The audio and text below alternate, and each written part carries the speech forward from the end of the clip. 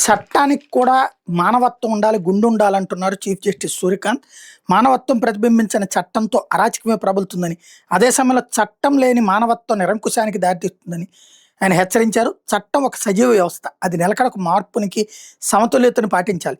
చట్టం మార్పును అడ్డుకోకూడదు, అదే సమయంలో సరైన ఆలోచన లేకుండా కేవలం కొత్తదనం కోసం దేన్ని గుడ్డిగా స్వీకరించకూడదు, లేదంటే నైతిక స్థానాన్ని కోల్పోతుంది అంటూ అభిప్రాయపడ్డారు. మార్పుని ఆకలింపు చేసుకోలేని చట్టం శుద్ధంగా ఉండజాలదు అంటూ చెప్పుకొచ్చారు. అదే సందర్భంలో ప్రతి చట్ట వ్యవస్థ కూడా శతాబ్దాల తరబడి జరిగిన పోరాటాలు, చర్చలు, రాజీలు, నైతిక ధైర్యం నుంచి అందిన ఒక వారసత్వం అంటూ అభివర్ణించారు. వారసత్వంగా అందుతూ అనేక పరీక్షలను తట్టుకుని నిలబడిన న్యాయ వ్యవస్థకు మేము యజమానులం కాదు, కేవలం తాత్కాలిక సంరక్షకులు మాత్రమే అనే విషయం మా మదిలో ఎప్పుడూ మెదులుతూ ఉంటుందన్నారు. మాదక ద్రవ్యాల వాడకం కేవలం నేరం మాత్రమే కాదు, అదొక సామాజిక, మానసిక, వైద్యపరమైన సమస్యగా గుర్తించాలి. అవగాహన ద్వారానే ఇది పరిష్కారం కావాలి తప్ప శిక్షలు, హెచ్చరికల ద్వారా కాదంటూ చెప్పుకొచ్చారు. డ్రగ్స్ వ్యసనం నిశ్శబ్దంగా మన ఇళ్లలోకి, మధ్యతరగతి గదుల్లోకి, సమాజంలోకి ప్రవేశించి భవిష్యత్తు నాశనం చేస్తుంది. ఇది కేవలం వ్యక్తులనే కాదు, సమాజాన్నే పాడు చేస్తుందని హెచ్చరించారు.